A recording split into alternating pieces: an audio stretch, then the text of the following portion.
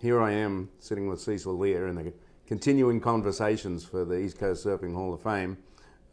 It's been a fun project for me to be involved in this, and of course this is a real honor to sit down with Cecil, who I've known now for, I was trying to figure it out today, the last time that we've done stuff all together, but the one thing that I remember is working with him in the ESA and Kathy Phillips. Yep. And we did a lot of great things together during that period.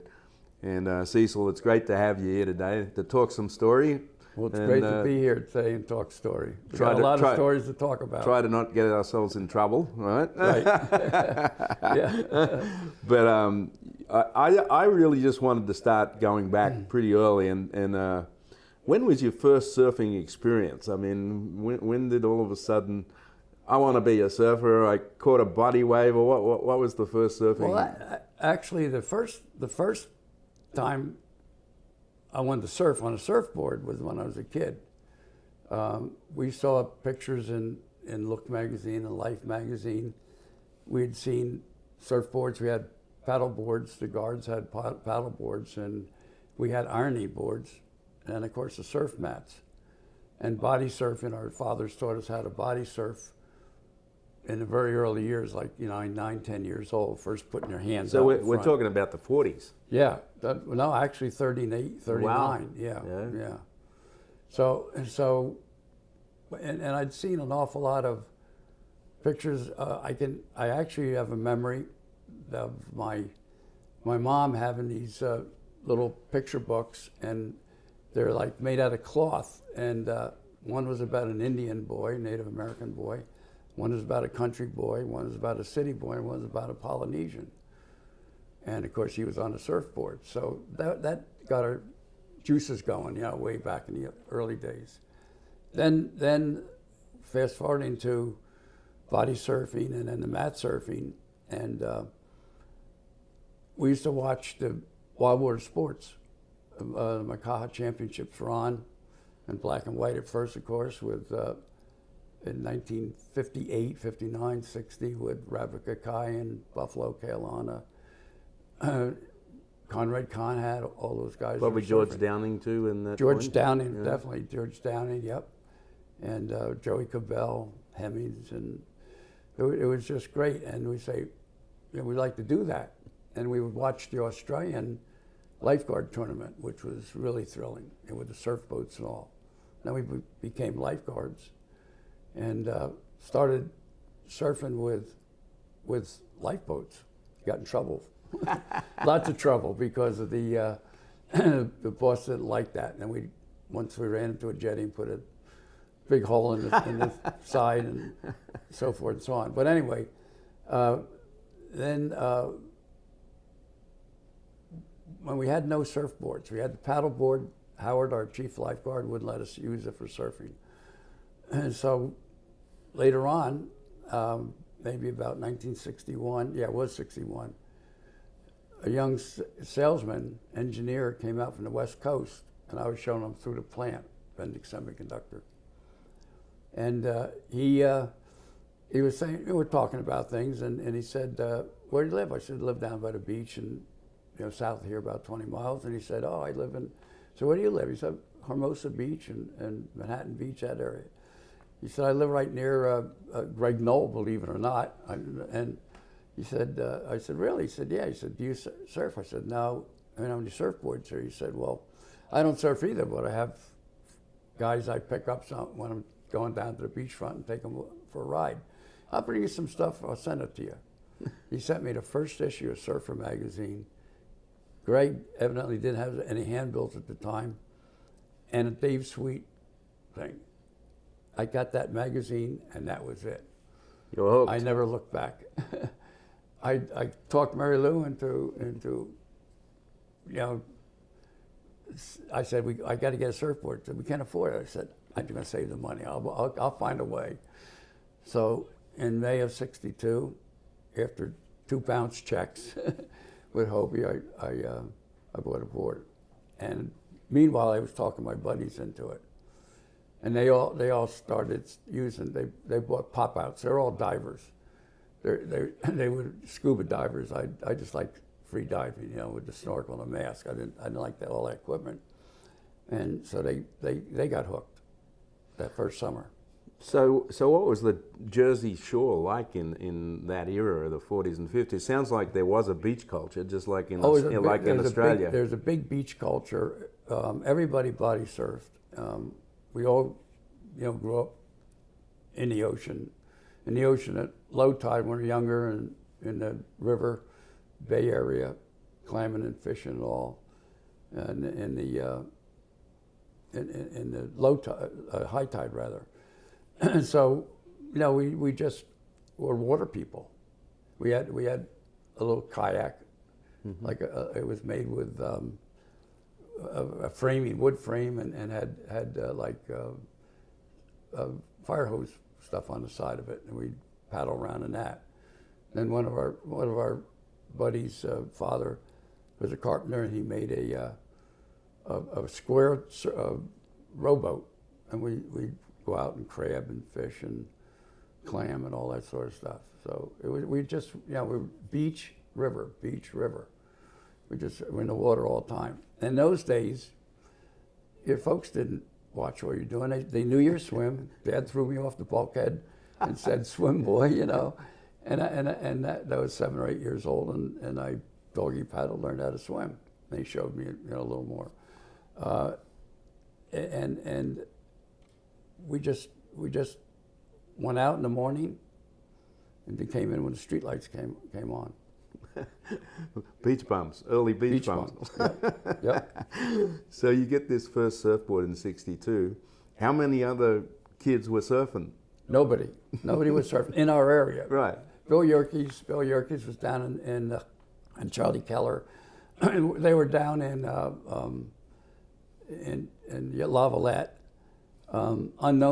Unbeknown to us, up in Long Island was Charlie Bunger, John Hannon, and one day the Daily News had a Sunday color section, and there's a whole bunch of guys lined up at Gilgo around 1964 or something like that, and we said, "Wow, they're surfing up there." So some of the young kids went up to Gilgo and got into the Gilgo contest. We have pictures of all that, and the word started. That was the tom-toms of that day. We didn't have the internet, social media, or anything like that. It was all by word of mouth, and it was so. And we didn't have a surfing beach.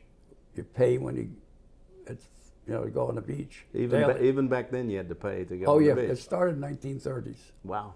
Yeah. Because I remember when I first came to Jersey Shore, and I had to pay to go on the beach. I couldn't believe it. I bet you couldn't. I bet you couldn't. Yeah. Like in Australia, that well, would be unheard of. We didn't know anything different. It started sometime around probably 28, 29, 30. It was a nickel a day, and then it was a dime a day, you know, that type of thing. So we couldn't surf, and we had ironing boards, and that lasted maybe 2 years. And we would lose them in the whitewater, and they'd come in and they'd ding everybody in the shins.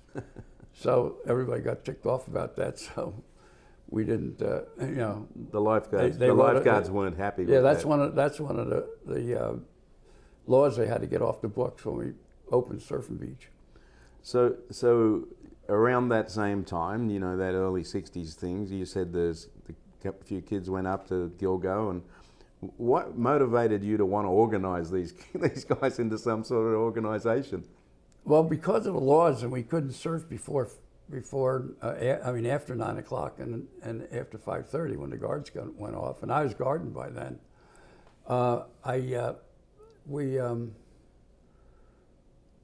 We decided that you have the Pop Warner League, you have the Little League, you have soccer, and we needed some sort of a feeling of responsibility, because the word that was coming back from the West Coast is there are a lot of problems, you know. So we decided that, and we're older. We're all like, you know, 30 years old, 31 years old. Some of the guys are even younger than that. So we decided that we would organize the Jersey Surfing Association, and I started writing away to Hoppy and getting information from him. And I didn't know Hoppy at the time, or I didn't know it was Hoppy, but they had started the USSA, and that became our guidelines. And I developed a relationship with Hoppy, and then he sent us the rules of the water. You know, don't paddle out through the break, be courteous, so forth and so on. And we used that, and we put together a whole proposal to open up a surfing beach on an area which really was no surf, and got it through in 1963. The winter of '63, fall and winter '63, we worked through it. And so summer '63, we started the beach, and and it worked. And we decided that we'd have our own little,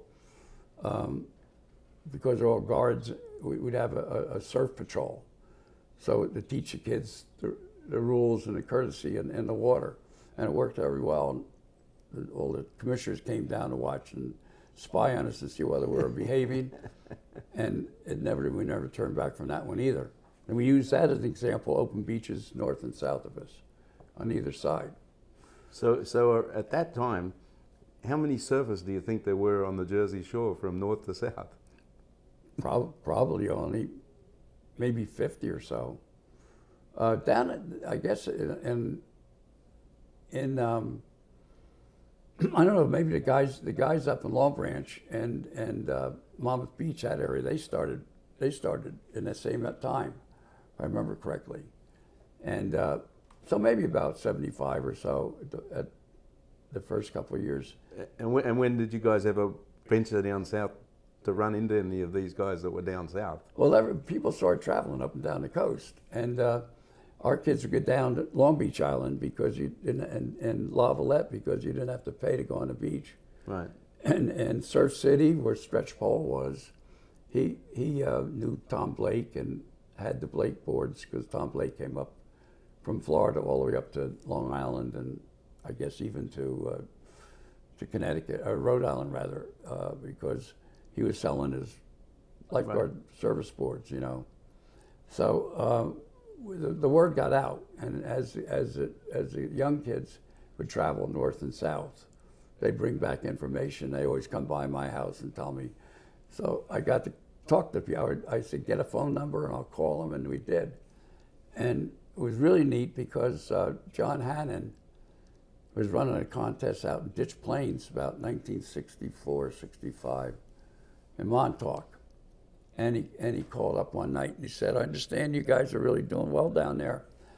Do you have any judges you want to bring up? I said, yeah. I said, we could do that. And I know the kids want to go out there. He said, well, we're having a contest. So he sent me all the information. We went out. We stayed at Hither Hills State Park, camped out there. They had a blast, brought some judges, and that brought us all together there. And between that and Gilgo with Janice Dmorsky and John Gibbs and Mike Brainy and those guys, they would all travel out there and got to know the people. And basically what happened also, around 1964, Bob Holland brought his group up, and Katri would bring the whole Surfboards Hawaii people up. And they decided, not Katri so much, but Holland talked to the guy, Reuben Snodgrass and Rory Rapp, people out there to come down and have the contest in Virginia Beach because they're equidistant between Maine and Florida. So around 65, I think they started in Virginia Beach. It became East Coast Surfing Championship. Still going today? Still going to today. Absolutely. There's only that and the one other contest in the world like that is the Bells Beach contest. Is that right? Yeah, which started in '64. Yeah. So that window where you formed the Jersey Surfing Association, just not long after that, I was reading up on your notes, Bruce Brown came to town with the Endless Summer. Yeah, that was a big thing. That was a big thing. So was the place packed when he showed the movie? Oh yeah, yeah. But even before that, Mickey Munoz and Corky Carroll had come out. Hobie, Les Reitman decided he wanted to start a surf shop. He had a dive boat with a couple other guys, and they got a surf shop, the Manatee, right in our town. That became the place, you know, where everybody gathered.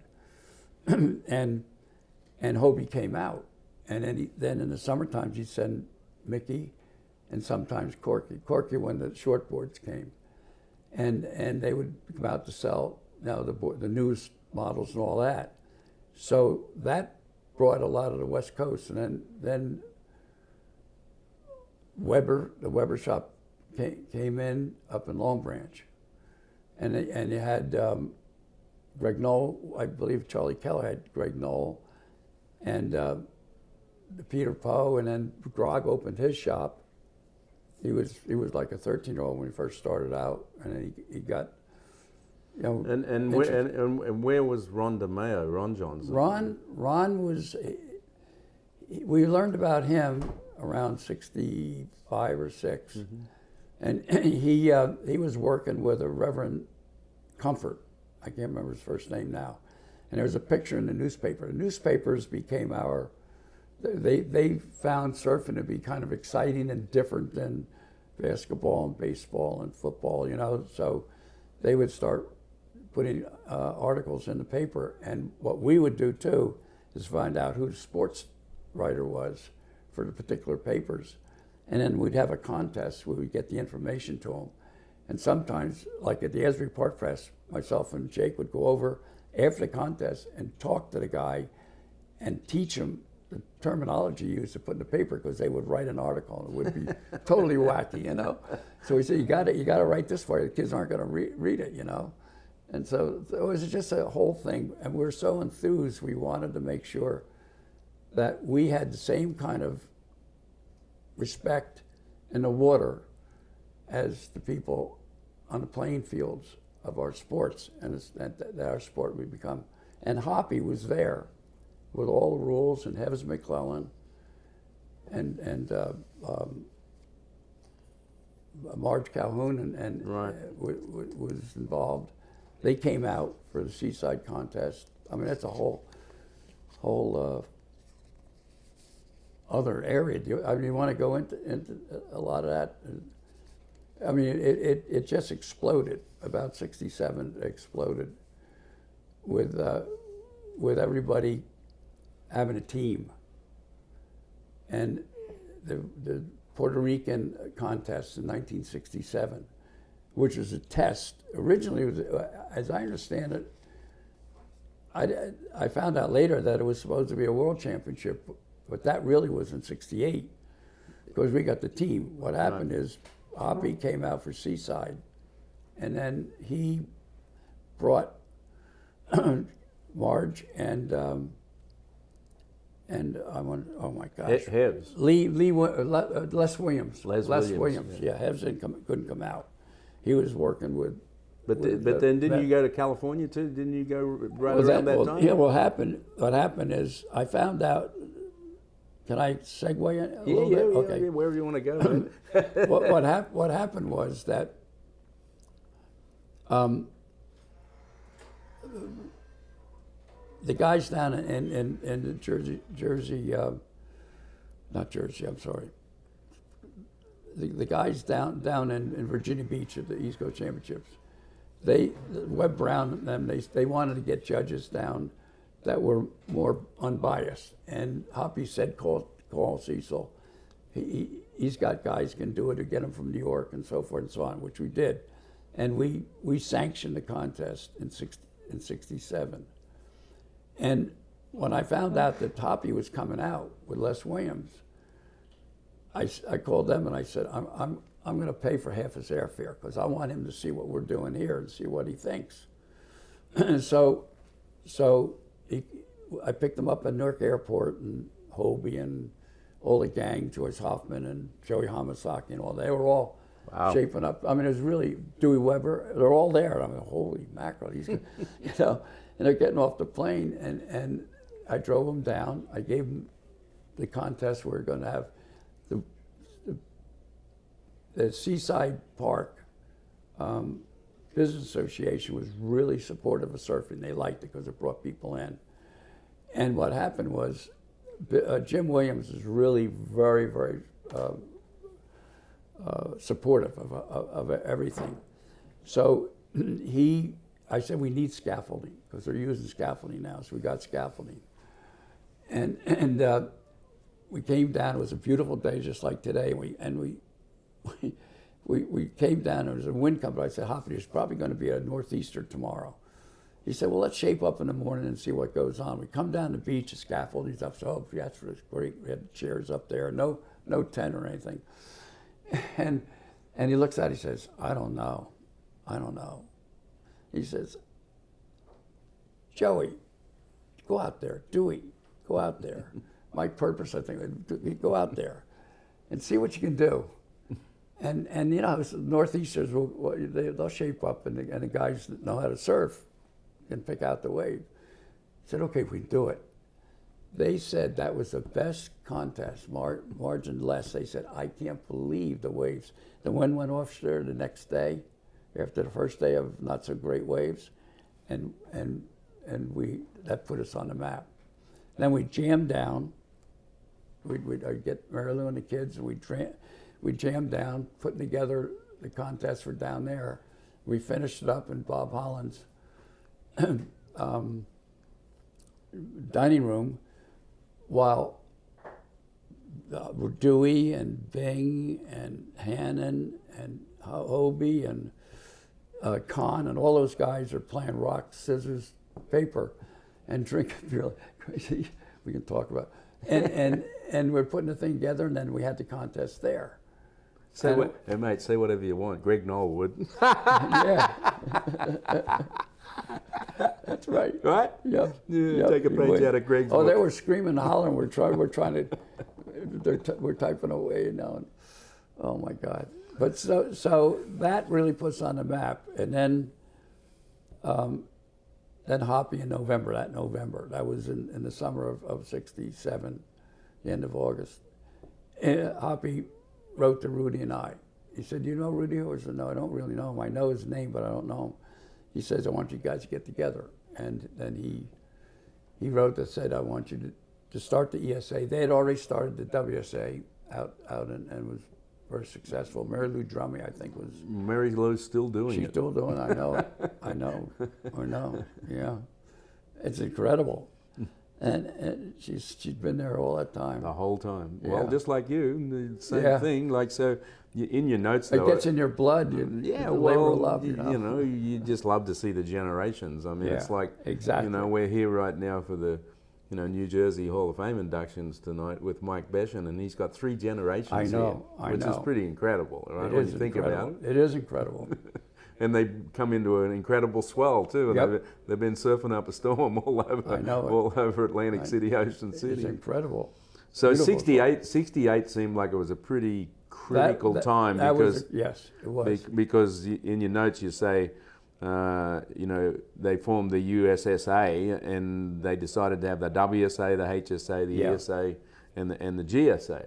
Yeah. And then you guys launched 7 districts for the year. So it seems like, and then you got to select 8 people to go to Puerto Rico. That was really something. When I found out we had 8 people, WSA had 8 people, and Hawaii had 8 people, right, all from the United States. And that would never happen today. I know the Aussies, when they found out about that, there was a lot of I can remember I wasn't involved in those meetings, but there was.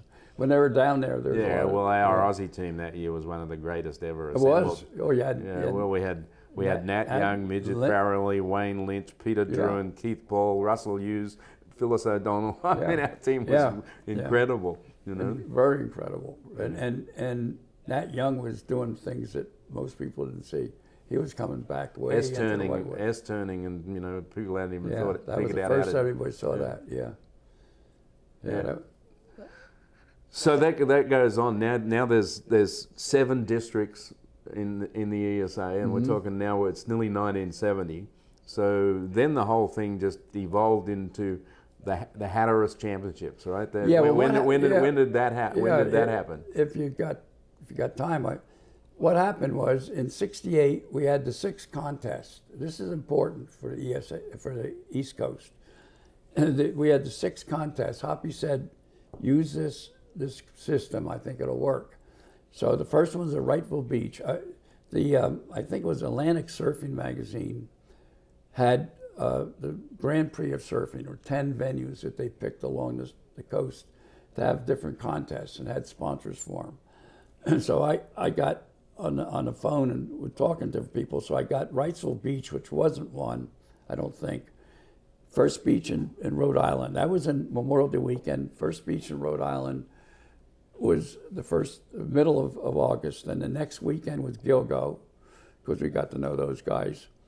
And then the next one was at Atlantic States Contest, which is in Seaside. Right. And then we jammed down to the East Coast Championships in Virginia Beach. Labor Day, we went to Cocoa Beach and finished up. And that picked our next top 16 Trip 4A surfers for the next year to be seeded into the competition. And 69 did the same thing. So stop right there. So how did the 8 guys get chosen to go to Puerto Rico in that same window? That window, okay.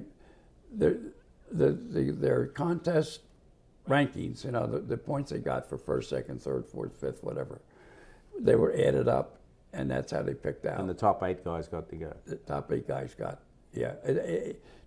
6 guys and 2 girls is what it was. I remember Proper being in Proper one of those Proper was one, but the first one was first winner was Joe Rowland. Mm-hmm. For 60, he came out of the woods. He was a dark horse, and he was from Jacksonville. He was really cool, really very. Had that cool afro yes, with too. The big afro. Yep. And so and then 69 repeated that, and it was horrible surf. I remember Bruce Valuzzi writing a scathing. How can you pick a team? For well, that was Bruce. I know it was, but it was right. I mean, and he was a great writer and a great surfer, and super intelligent. Left us too long. Super intelligent. Very intelligent guy, but that brought the East Coast together because everybody from the South got to know what the surf was and what the people were up north were, and vice versa as they moved back down, and it sort of brought us together. It solidified the feeling of East Coast, those two years. And it was supported basically by the manufacturers because they all had teams and they had the vans. So it made it easier for a lot of the people to move back and forth, And then everybody said, we want to go where the best surf is. Montauk is good. That's pretty far north for the southern guys. So Bob Holland and I went down to the Park Service down at Hatteras itself, and we couldn't get anywhere. And what year was that? That was 1970. Uh-huh. I'm sorry, 1970. And then we decided we're both down there, and we came up to Nag's Head, and went to Nag's Head, talked to the Mr. Brickle. He was the park superintendent. No, he was not the park. No, this is the town of Nag's Head. Oh, Nag's Head town. He said we love that. He said every beach has riparian rights and all that, which we used to have up north too. You had the right to, when you live on the street, that beach down there was your property too, for everybody on that block. And he said, but where are you going to park? It's all sand, and the piers parking is not going to allow you to do that, and they don't want you near the pier. At that time, you had to stay 300, 400 feet away from the pier. And so we said, okay, the next best place is Sebastian Inlet. So we made it Sebastian Inlet. If I go deeper, Doc was working with Will Jacobs. We had Will Jacobs in the north. He had a dive in a surf shop, and Doc had come and work him, and so we got to know Doc, and right away you could tell he was a very special person, and so we would include him in a lot of stuff. And then Red Duffin was in New Jersey, and Bob Holland was down in Virginia. Betty Marsh, and in the Carolinas and Georgia. And at first, Katrie was going to be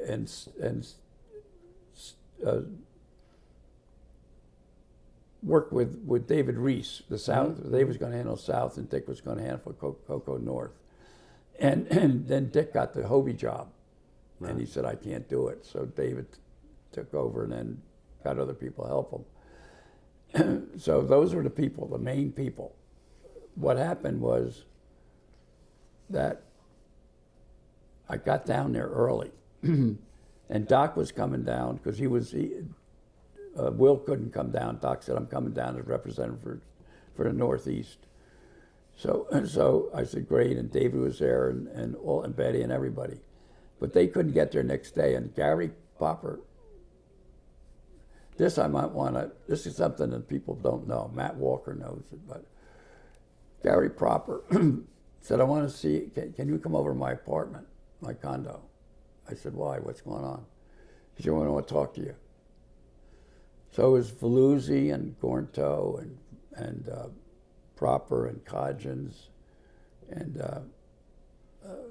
all the stars, Joe Twombly, all the stars of that time. All the top stars. Veluzzi, I mean, yeah, that was the crew. And they said, and Bob Holland was there, and Bob was always he didn't like controversy or anything like that. I didn't either, but and I say, well, why? I need the other guys to come here. No, we want to know now. We're going to start the contest tomorrow, right? Right. Okay. So I said, so we want our own judges. I said, okay. I said, you got to have some of our judges. I know the top surfers are very good judges, but if you're going to be in a contest, you can't judge your own, you can't right. judge so forth and so on. And we want it has to be 3 feet or over. Okay. I remember they wrote this up in the magazine. Did you write that up? No, they wrote it up at one point. I think he did. Yeah, I think he did. Yeah. And I said, okay. And I said, I've got to go to the board and talk to him. And I told him, I said, if you don't agree to these rules, we're not having any contest.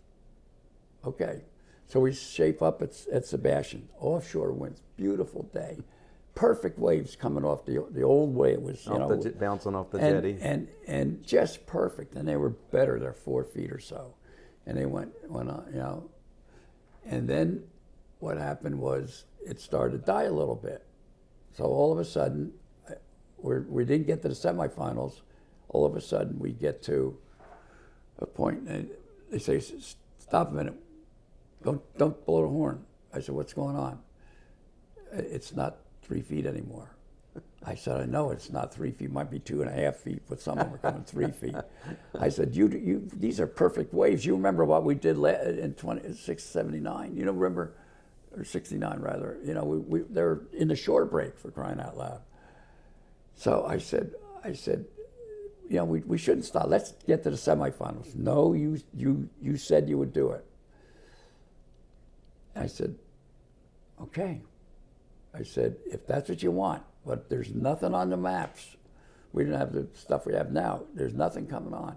We waited 6 days. Well, there was nothing. We'd shape up every morning, and it was nothing. It was flat. It was junky stuff. When Sebastian gets flat, it gets flat. Everything was flat. They were looking at Patrick Air Force Base, all that. So we're at the seven astronauts hotel, and we're talking about, we're trying to convince Doc to become our executive. Rudy had gone to Hawaii and wasn't coming back, so we needed a new executive director, but he couldn't do it. He said, I'm still in med school, and I can't break that up. I said, okay. So we put another person went in. And the last day, 7 days later, we waited another day. We got everybody to stay around. They said, we're going to shape up. Yeah, what do you want to shape up? We think Patrick's going to be the best, picnic tables. So we went down there. We looked over, and it was just mush, just lapping mush. on the shore. when we going in, I said, we're not going to, Doc is on my shoulder. If you waffle now, you're dead. So I said, I hear you. I said, we're not having it. And you just, they all went, oh, like that. But they still, with their point standings, Right. Proper was in first place, so forth and so on. But they didn't really, in the water, pick out their champion. And after that, Weldon Bankson had he worked for an ordnance company or something in Washington, D.C., and he made the deal with somebody to get the Park Service to give us Hatteras. And it was So what year was the first Hatteras? 71. 71. 71's the first year. And it's been there ever since? Ever since. Well, no, it's now at Jeanette's Pier. Yeah, but it's still out on the Outer Banks. Oh, yeah, it's out of the Outer Yeah. Banks. And everybody loves it. Right. Everybody, I mean, So that's 50 years at the Yes. Outer Banks. Yes.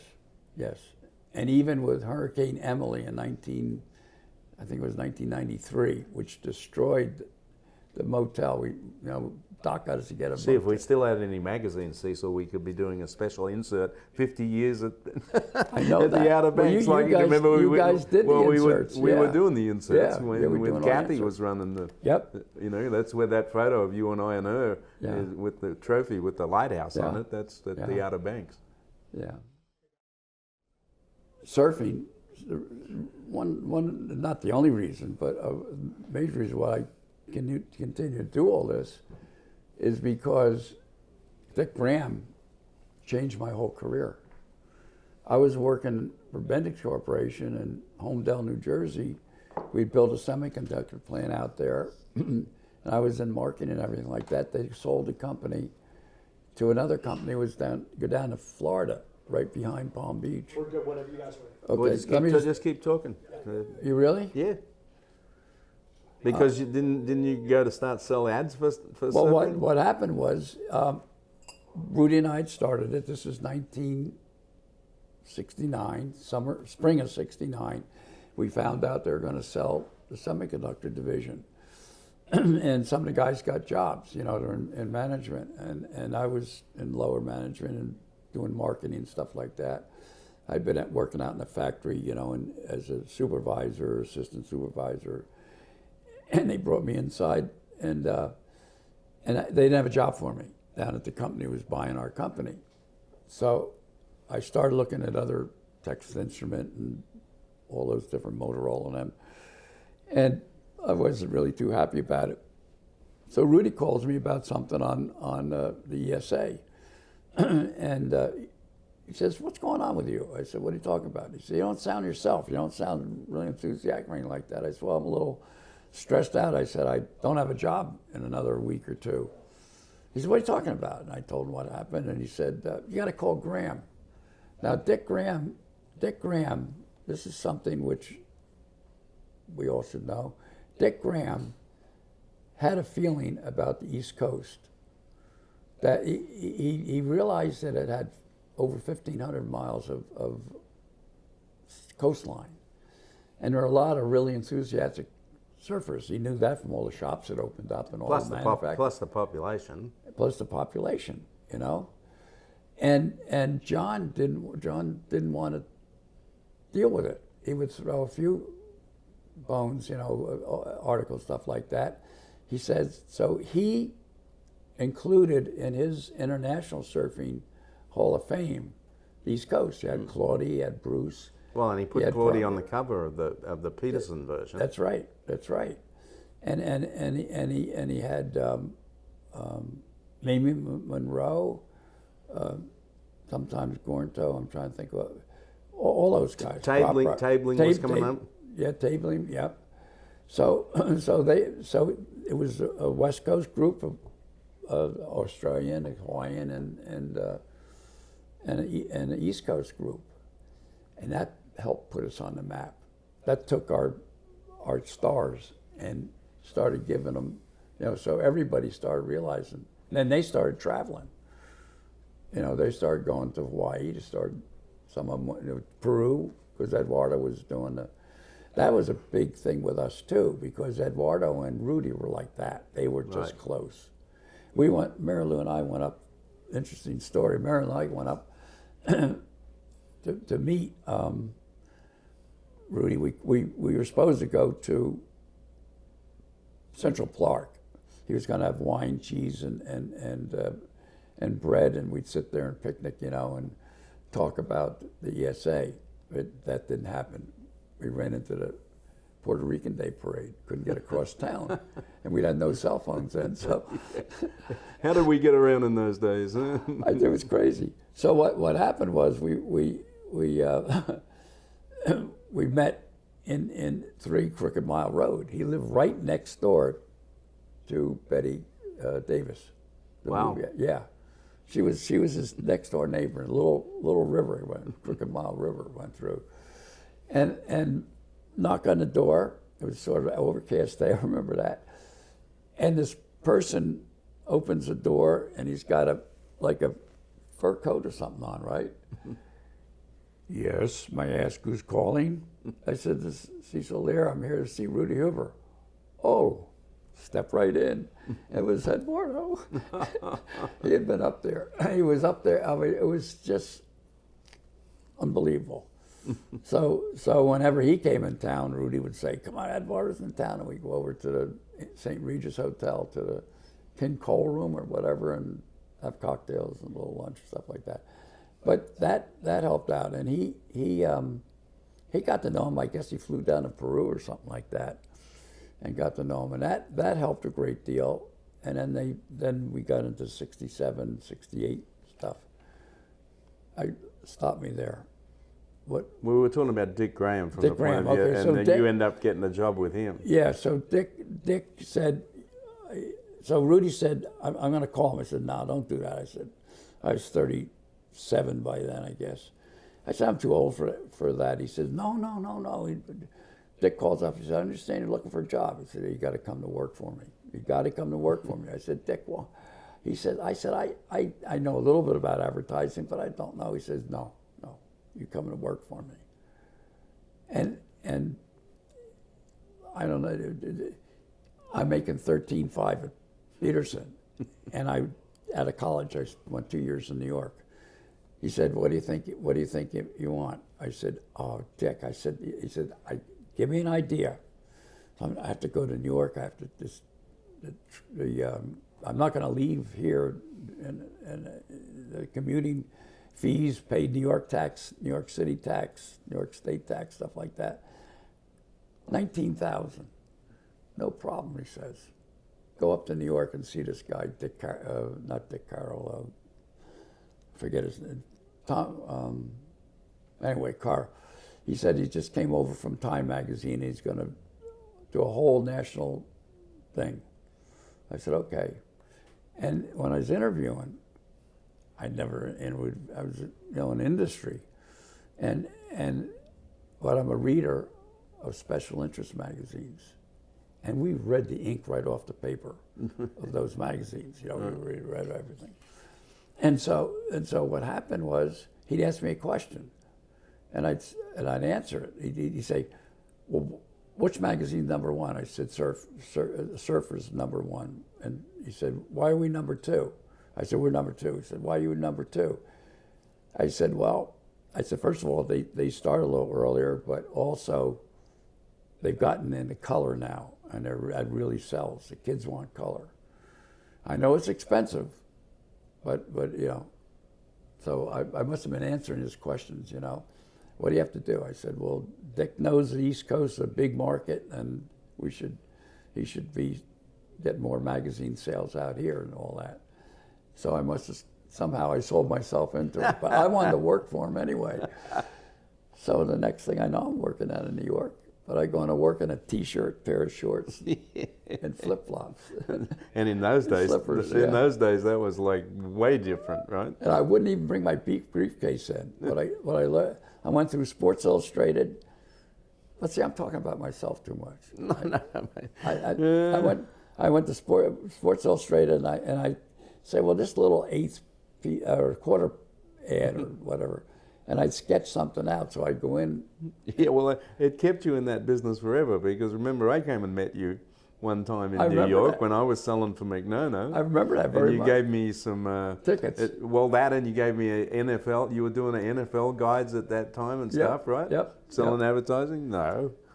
Anyway, let's go back to the ESA for a minute. Okay. We're out at Hatteras. Yeah. Now it's Doc Couture comes into the picture, right? Yep. And then he stays there for quite a long time, because I coached the US team in '84 when we had the ISA World Games in Huntington Beach, and he was still around at that point and still running the show, and the USSF. Yeah, yeah. He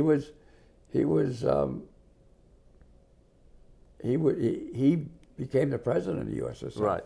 Right, and that was '84. He was president 84, when we had, and we then, had the game. And then he had the games, and didn't he get one of the? Well, we had the '84 at Huntington Beach because the USA, that's right, the USA that's right. won, and it was the first time winning the gold for. I think it was the first time we might have ever won the gold when they used to have the team function. They didn't have it in the early days. Yeah. Yeah. And then after that, when did Kathy Phillips succeed Doc? Yeah. What happened? Doc took us from where we were, and he was really great. He was a people person. Right. And he was a good diplomat too. Very good diplomat. Very good diplomat. And he took it to another level. I mean, we probably had about 2,000-3,000 by the time he had a brain aneurysm and passed away. And we had an ad hoc committee with Kit Henningsen and I think Bob was on it, Bob McDonough, at one point, because he had been conversing with him. Kathy had been working with Doc, running the contest and doing the things that the competition person would do. She basically was a competition director. Although David Reese was, but David had the business and everything, so Kathy was helping out. And what happened was, she was doing so well, we decided that we would put her in that position.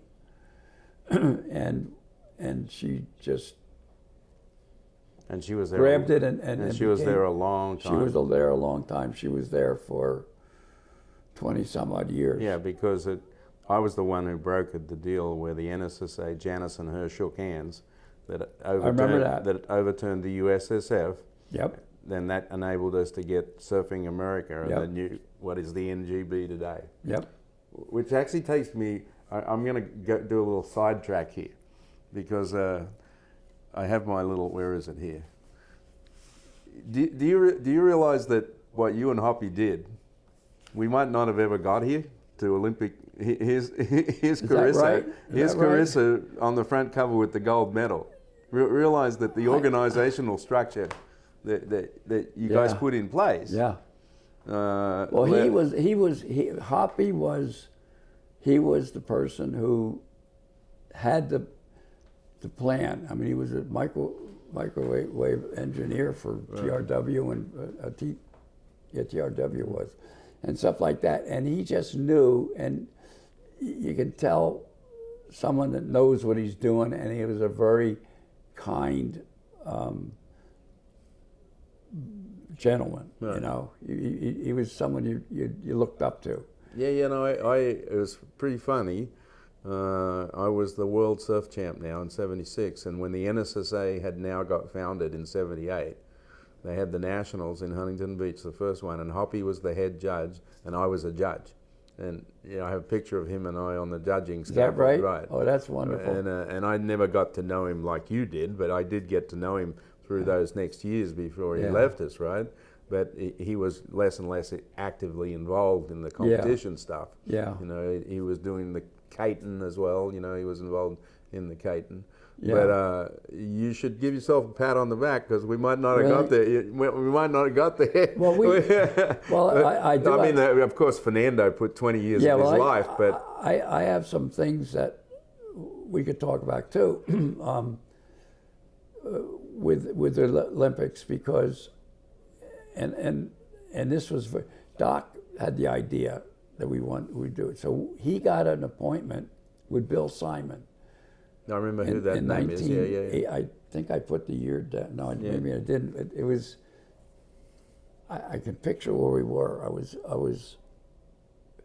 We're on 603rd Avenue, so we went up to Park Avenue, and I thought Mike Angelo was with us, but it was Reggie Prithridge. Yeah, you know that from name, England. Reggie Yeah, Prithridge. from England. From England. Yeah. He came over, and Doc had him as a guest at his place, and then they came down to New York, and they had a meeting with Bill Simon, who was president of the Olympic Committee. and he lived. I mean, I didn't realize it until someone said, "Oh, Bill Simon. We used to ride around in his car all the time." He lived in Spring Lake, a town just north of me, and then he became the treasurer of the United States. His name was on all the treasury things, all your checks, and he said, "Well, I really appreciate you guys. I know the Olympics. I was just a fly on a wall with Prithridge and Doc talking." He said, but it's very interesting. He said, "I like surfing because I come from the shore and all that sort of stuff." And he said, "But ballroom dancing and baseball will get into the Olympics before surfing." And I thought, but he said, and he gave us a half hour, and he said, "And I'm going to get on a plane, and there's no phones there, so I got to go to the West Coast, so I'm going to be it was a Friday afternoon." But that's what I remember, and that's where it started. And there's another thing which we never talked about, and I got to find out. Do you remember Russ Kalish? Absolutely. He used to do the Caton ads for the back cover of Surfing Magazine. Nancy Caton's ads on the back cover. Yeah. Well, he coordinated all those. The famous one that our inductee, David Scobell's being inducted tonight on the back cover with all the world's best surfers back in '74. Well, what happened one day is I got a call from Doc in a panic. And this might be off the table too, but I'd like to talk. We can edit it out. I'd like to talk about it. We won't get you in trouble. Because it's been 40 years, I think, that we've known each other, almost 40 years. Yeah. But Russ, so Doc calls me and he said, "Cecil, we got a problem." I said, "What's that?" And I got a mind blank.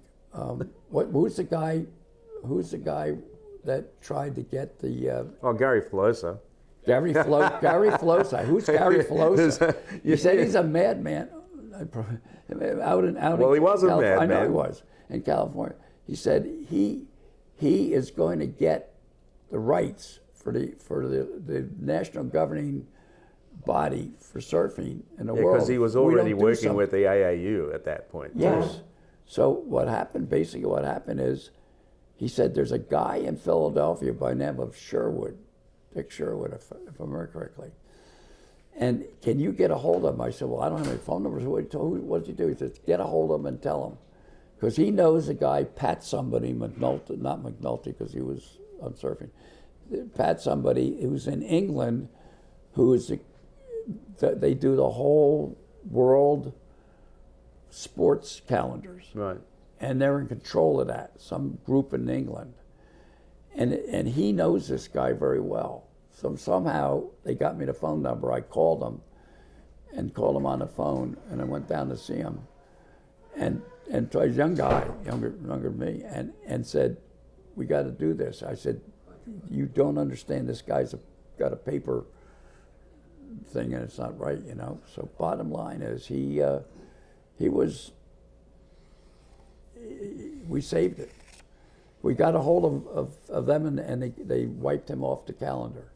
And Russ Kalish was behind that, because I got a few phone calls from him and said Russ is still alive. Is he? Yeah. I haven't talked to him in a long time, but that was he coordinated those ads for Nancy for years. Yeah. But okay, so I want to get onto another subject, Yeah. because I don't want to run out of time, and I want to talk about the East Coast Surfing Hall of Fame. Yes. Which, according to your notes, was in discussion for a little bit before 1996. Yes. but in 1996, with Greg pushing the buttons to make sure it all happened, you did the first inductions in 96, and here we are today. We're going to have a new one in 2022. And they just announced the inductee class at the Surf Expo. Yeah. Tell me a little bit about that when Greg said we got to recognize these East Coast guys. Well, what happened was just being in the right place at the right time. I guess I was working for Pro Sports by then, and I get a phone call, and it says Greg Noll, Cecil. I said, yeah. I said, holy mackerel, Greg Noll's calling. Legend's on the phone. What's going on? You're a legend. I mean, it's one of our heroes, you know. And I said, yes, what can I do for you? He said, well, I was talking to Pete Smith and Bob Holland, and they said I should get a hold of you, that you know a lot of people on the East Coast and so forth and so on. And I said, yeah, I do. He says, well, I think you guys have been shit upon enough. I think we need to have you get a Hall of Fame, and I've come up with an idea about the East Coast. I want to call it Greg Noll's East Coast Surf Legends Hall of Fame. I said, really? He said, I'd like you to help me with it. I said, okay, I'd be happy to do that. He said, are you going down to Expo? And this was in '94. Well, actually, it's '93, fall of '93, but January. And I said, yes, I've been going down there. Because what happened was when Doc passed away, Kathy said, can he come down? Because I need some help. And you know a lot of the people. So I went down and I hadn't been there. Doc I felt so bad because here he's gone. He always said, you got to go to it's really great. And I said, I know. And he always talked to me all the time, all those years. And so I went down and in 1990 and got to see everybody again. I felt a little out of place, but got back into it. And finally what happened was he said, okay, I'll meet you down there. And then he introduced me to JR, and Lori Christner is going to be his assistant and at this. And they said, we want to do this. But it took him a little while to get everything set up. And he over the next 2 years, by '95, but it's summer '95, fall '95, he said, okay, we got it set.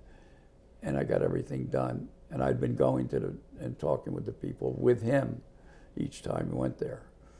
And we started it on, it was January 13th of 1996. And here we are 20 plus years later, 20 plus and years. It's going along great. And we never, he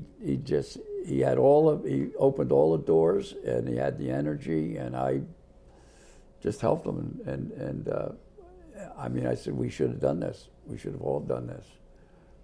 It was brilliant. And now it's just. And now it's yeah, a tradition. Yeah, no, and everyone looks forward to every year, and you're 25 years deep. You know? I got one final thing that I want to talk a little bit about. So you're going to get inducted into the Surfing Walk of Fame internationally, not just the East Coast Hall of Fame, but the Surfing Walk of Fame is international. You voted on from people all over the world.